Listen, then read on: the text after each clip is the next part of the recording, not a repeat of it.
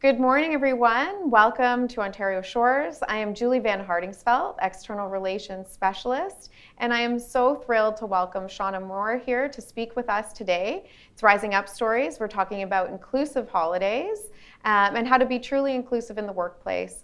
Welcome, Shauna.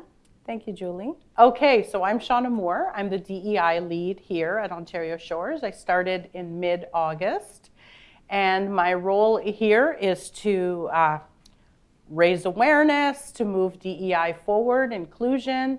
That includes working on policy, training, doing one-on-one consultations. And basically what I want to say to you today is I'm here to support all of that, to move it forward, to hear from you.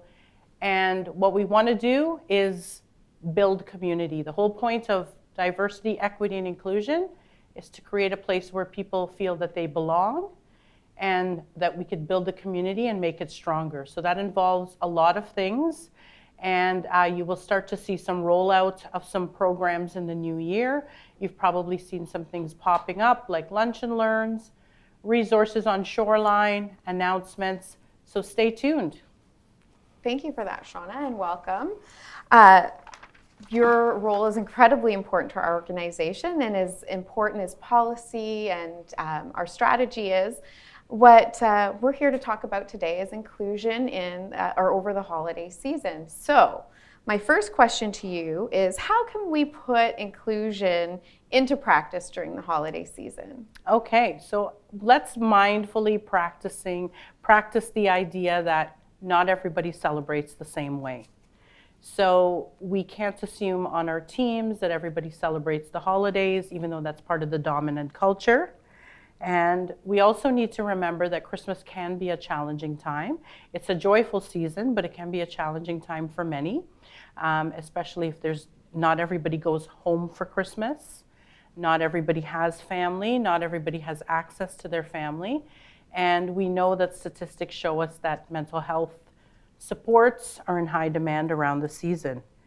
So keep in mind too that histories have caused folks to have their cultures and their traditions stolen and taken away from them, and some of those traditions were forced upon them. So we just need to be mindful of how we can include people, listen to voices, and to really think about that before we plan our holiday season parties. Excellent. And I do have a question a little bit later on that talks a little bit more about holiday parties or celebrations in the workplace. I think one of the questions that we all have, or I know something that I have frequently thought, is what is the best way to greet somebody or sign a card? So is it Merry Christmas? Is it Happy Holidays? What is the most appropriate way to do that? Okay, so great question. It seems to spark a lot of controversy. So when we think of saying Merry Christmas, it has become a non-religious greeting. However, it does have religious implications and a history. It involves Christ, like Christ Mass, welcome, so wishing people a happy Christ Mass. And we need to remember that not everybody celebrates in a Christian tradition. So some of the more popular greetings that people might use is season's greetings, a joyful season, wishing them a prosperous new year, and staying away from some of those traditional greetings might be better when you're not sure how people celebrate. So when we think about the season, we think it's a time of peace and joy and happiness. We could wish people those things and use that in our wording to just encompass everyone. When you think about all of the spiritual traditions that might be part of your team, all religious and cultural celebrations tend to be around peace and joy and gratitude. So if you use those words in your greetings and include those, that would be a good place to start. Those are some really great tips. Is it appropriate to ask somebody how they celebrate? Absolutely. I think people want that invitation, and that's part of being inclusive and helping me to feel like I belong, especially if I don't celebrate. And you ask me, what are some of the things that you do? I've been given a voice now to share what I do, and then you can understand so that if you want to plan a celebration, how you can include me. And I think sometimes people are cautious to not offend, but something that in preparing for this, I was I had read was that frequently, although perhaps you may not be Christian, there are a lot of nuances that are part of Christianity and the celebration of Christmas that even people from other cultures are really happy and excited to celebrate. So I think that's something that's also really important to consider. Yes, thank you. All right. My next question, as we've moved forward, we're now in 2022, some people's attitudes towards Christmas have shifted. People feel pressured to change or abandon long-held traditions. Why do you think that is? I think people are afraid because they don't want to offend. They do want to be inclusive, but at the same time they feel shamed. Maybe how can I do this when I'm not including other people? The point of it is not to shame people. We need to celebrate in the way that's comfortable for us. But when we think, and that might be comfortable for your family, I think about the family that I grew up in, I would say that we celebrate in more of a Christian way. However, when I celebrate with friends and people I volunteer with, and certainly my coworkers, I want to shift away from that and broaden that scope. So people shouldn't feel embarrassed, nor should we make people feel embarrassed. What we really want to do is to just broaden our scope, ask some questions, think a little bit broader. How can I be inclusive? And I know we'll talk more about how we can include other people in celebrations, but I don't want us to be embarrassed. Mm-hmm. But some things we might want to consider is there are a lot of parties and work celebrations. And we need to think about having those during work time, because we don't know what happens after work for people. And so people need not feel like they're in the penalty box if they can't show up for something after work. Our holiday celebrations sometimes include alcohol in North American tradition, but we know that people have different relationships with alcohol and celebrating. So just thinking about those things and not feeling embarrassed. I don't want anybody to be embarrassed. That is not how we want to do DEI work. It's about thinking about what can I do a little bit different? How can I shift my celebrations to be inclusive? Well, and I think as it relates to our families and our friends, we have a good idea about how people like to celebrate. But as we consider celebration in the workplace, what are some suggestions that you have as we're considering, I realize we're midway now in December, but as we look ahead and we consider celebrations in the workplace around this holiday season, what are some things that we should be mindful of within our teams? So I think our first focus needs to be community building. How can I make the team stronger? How can I engage all of my team members? So inviting team members and departments and units to decide how they want to celebrate. Let them plan, give them some input, let them give input into how they want to celebrate. And it may turn out very different from our traditional celebrations, but that's okay because it's about community building. Excellent. Okay, so this is along the same theme as my first question. Happy holidays, Merry Christmas. What if within our professional team we make a mistake and perhaps offend somebody or feel that we have offended someone or hurt someone's feelings? I guess this is applicable beyond the holiday season, but what is your recommendation around that? So I would say the fact that we are being more inclusive, if we do slip up, it is okay. It's about approaching someone and saying, I'm not quite sure if I offended you by that comment.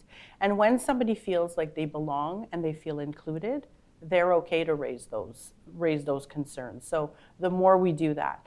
But to start, it is okay to ask people questions and to say, I'm really not sure if I've offended you, I apologize. When I think about the person who, if I use the term, they're in the minority or they're not part of that dominant culture, that is very meaningful to them that someone would approach them and say, how do you celebrate? What is the correct term? And then they can guide you so that you understand. Mm-hmm. I feel there's a theme in a lot of your responses, which is about being open, asking questions, having discussion. And I imagine a lot of our work as we move forward will involve that, asking questions, being considerate, and not being afraid to ask those difficult questions. I think my last question was around how can we best support team members that maybe are not comfortable? Again, considering mental health, and many people find the holidays triggering or stressful, and I think there's some consideration given to allowing team members to bow out if they're uncomfortable and giving them the grace to do that. I think that sums up some of my questions, but I would be happy to turn the table to the audience. I'm not sure if anyone has any questions for Shauna around inclusion in the workplace or beyond over the holiday season, or even extending beyond that. Shauna is a wonderful expert to us and a great resource. So if anyone has any questions for her, I don't think we have we don't have a mic, but you can put up your hand and I can repeat the question for you. Does anyone have any difficult questions for Shauna?